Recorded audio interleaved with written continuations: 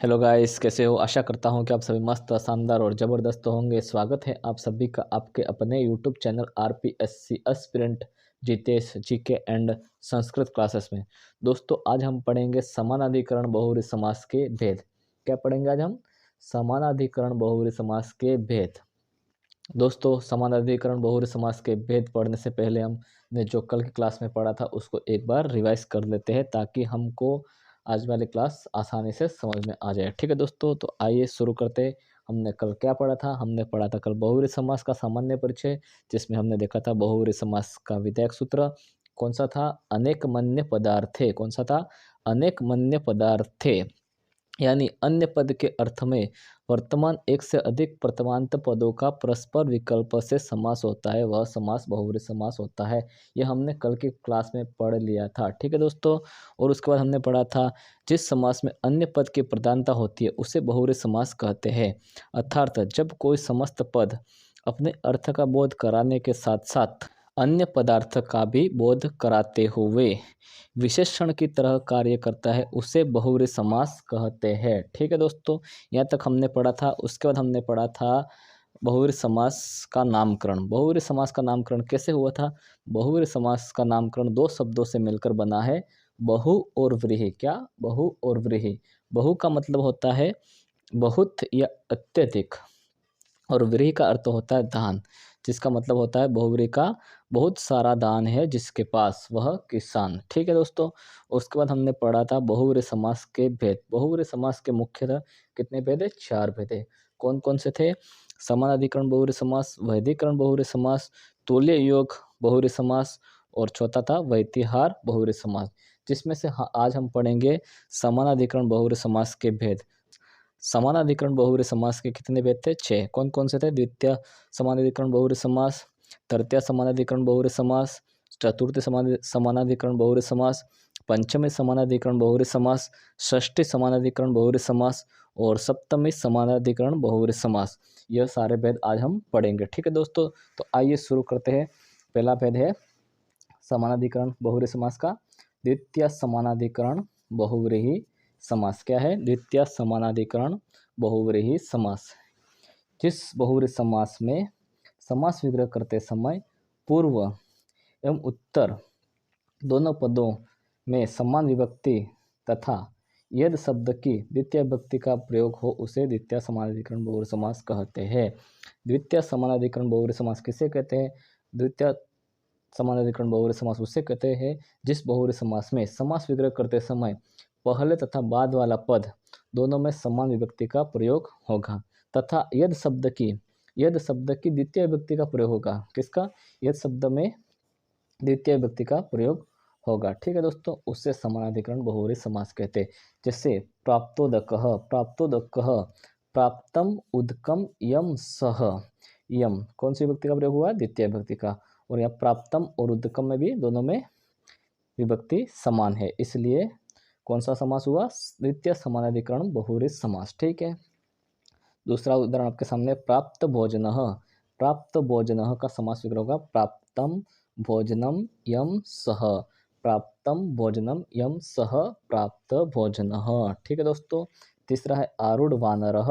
आरूढ़ वानरः का समास विग्रह होगा आरूढ़ः वानरः यम सह। क्या होगा? आरूढ़ः वानरः यम सह आरूढ़ वानरः। ठीक है दोस्तों, चौथा है प्राप्त रथः। प्राप्त रथः, प्राप्त रथः का समास विग्रह होगा प्राप्तः रथः यम सह। क्या होगा? प्राप्तः रथः यम सह। ठीक है दोस्तों, हमने पढ़ा द्वितीय समानाधिकरण बहुव्रीहि समास।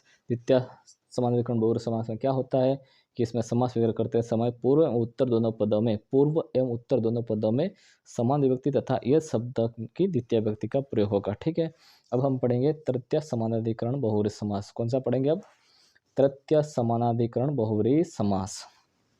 जिस समास में या समास विग्रह में यद शब्द की तृतीय विभक्ति में प्रयोग हो उसे तृतीय समानाधिकरण बहुव्रीहि समास कहते हैं। तृतीय समानाधिकरण बहुव्रीहि समास किसे कहते हैं? जिस समास में समास विग्रह में यद शब्द की तृतीय विभक्ति में प्रयोग हो उसे तृतीय समानाधिकरण बहुव्रीहि समास कहते हैं। जैसे उदाहरण आपके सामने उत्तीर्ण परीक्षः, पहला उदाहरण क्या है, उत्तीर्ण परीक्षः का समास विग्रह होगा उत्तीर्णा परीक्षा येन सह, उत्तीर्णा परीक्षा येन सह। ठीक है, दूसरा है हत शत्रुः, हत शत्रुः का समास विग्रह होगा हताः शत्रवः येन सह। कौन सा समास हुआ, तृतीय समानाधिकरण बहुव्रीहि समास। हताः शत्रवः येन सह, हत शत्रुः। ठीक है, ऊढ़ रथः, तीसरा है ऊढ़ रथः, ऊढ़ः रथः येन सह, समास विग्रह क्या होगा ऊढ़ः रथः येन सह, और समस्त पद होगा ऊढ़ रथः। ठीक है, चौथा है कृत कृत्यः, कृत कृत्यः का समास विग्रह होगा कृत्यम कृत्यम येन सह, कृत्यम कृत्यम येन सह। तीसरा आपके सामने तीसरा पद है चतुर्थ समानाधिकरण बहुव्रीहि समास। कौन सा है, चतुर्थी समानाधिकरण बहुव्रीहि समास। चतुर्थी समानाधिकरण बहुव्रीहि समास किसे कहते हैं, या जिस समास में समास विग्रह में यद शब्द की चतुर्थी विभक्ति का प्रयोग होगा उसे चतुर्थी समानाधिकरण बहुव्रीहि समास कहते हैं। यद शब्द की चतुर्थ विभक्ति का प्रयोग होगा। ठीक है, जिस समास में यद शब्द की चतुर्थ विभक्ति का प्रयोग हो उसे चतुर्थ समानाधिकरण बहुव्रीहि समास कहते हैं। ठीक है, उदाहरण है आपके सामने दत्तधनः, दत्तधनः का समास विग्रह होगा दत्तम धनम यस्मेह, दत्तम धनम यस्मै सह। दत्तभोजनः, दत्तभोजनः का समास विग्रह होगा दत्तम भोजनम यस्मै सह। क्या होगा, दत्तम भोजनम यस्मै सह दत्तभोजनः। पठितः शिक्षः, पठितः शिक्षः का समास विग्रह होगा पठिता शिक्षा यस्मै सह, पाठिता शिक्षा यस्मै सह पठितः पठित शिक्षः, पाठिता शिक्षा यस्मै सह। कौन सा समास हुआ, चतुर्थी समानाधिकरण बहुव्रीहि समास। चौथा है दत्त भिक्षः, दत्त भिक्षः का समास विग्रह दत्ता भिक्षा यस्मै सह, दत्ता भिक्षा यस्मै सह दत्त भिक्षः, चतुर्थी समानाधिकरण बहुव्रीहि समास। ठीक है, और चौथा है पंचमी समानाधिकरण बहुव्रीहि समास। कौन सा है, पंचमी समानाधिकरण बहुव्रीहि समास। समास विग्रह में यद शब्द की पंचमी विभक्ति का प्रयोग हो उसे पंचमी समानाधिकरण बहुव्रीहि समास कहते हैं। पंचमी समानाधिकरण बहुव्रीहि समास किसे कहते हैं, समास विग्रह में यद शब्द की पंचमी विभक्ति का प्रयोग हो उसे पंचमी समानाधिकरण बहुव्रीहि समास कहते हैं। ठीक है दोस्तों, जैसे उदाहरण आपके सामने पतित पर्णः, कौन सा है, पतित पर्णः। पतित पर्ण का समास विग्रह होगा पतितम पर्णम यस्मात् सह, पतितम पर्णम यस्मात् सह। पतित पर्णः समास विग्रह हुआ पतितम पर्णम यस्मात् सह, और समस्त पद बना पतित पर्णः। ठीक है, कौन सा समास हुआ, पंचमी समानाधिकरण बहुव्रीहि समास। उसी प्रकार दूसरा है निर्धनः, निर्धन का समास विग्रह होगा निर्गतम धनम यस्मात् सह, निर्गतम धनम यस्मात् सह निर्धनः। उद्धृतोदना, उद्धृतोदना का समास विग्रह होगा उद्धृतम ओदनम यस्या सह, यानी ऐसी थाली जिसमें से भात निकाल लिया गया हो उसे उद्धृतोदना कहते हैं।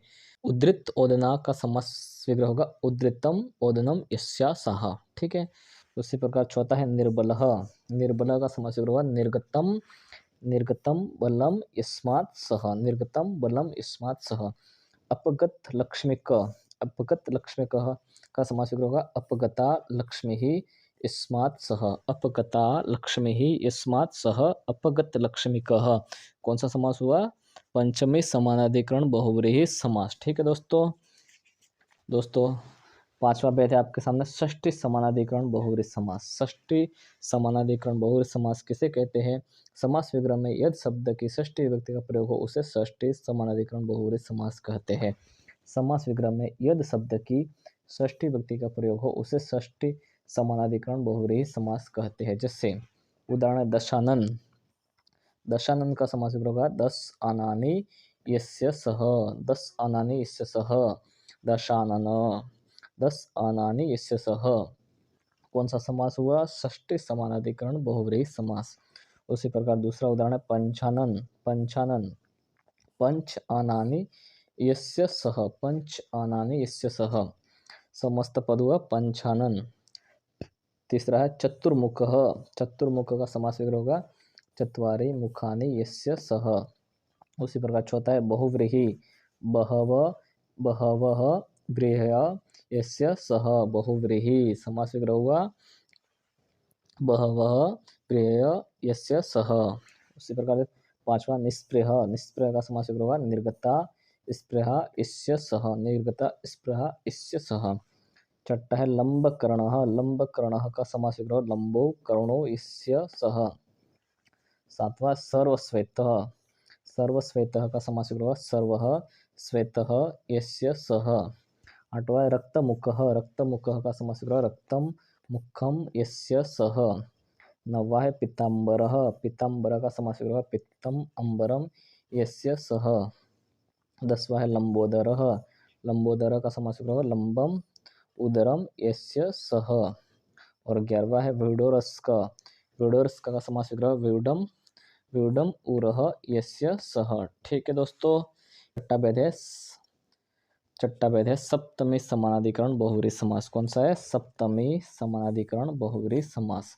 समास विग्रह में यद शब्द की सप्तमी विभक्ति का प्रयोग हो उसे सप्तमी समानाधिकरण बहुव्रीहि समास कहते हैं। सप्तमी समानाधिकरण बहुव्रीहि समास किसे कहते हैं? समास विग्रह में यद शब्द की सप्तमी विभक्ति का प्रयोग हो उसे सप्तमी समानाधिकरण बहुव्रीहि समास कहते हैं। जैसे उदाहरण आपके सामने वीर पुरुषः, वीर पुरुष का समास विग्रह होगा वीराः पुरुषाः यस्मिन् सह।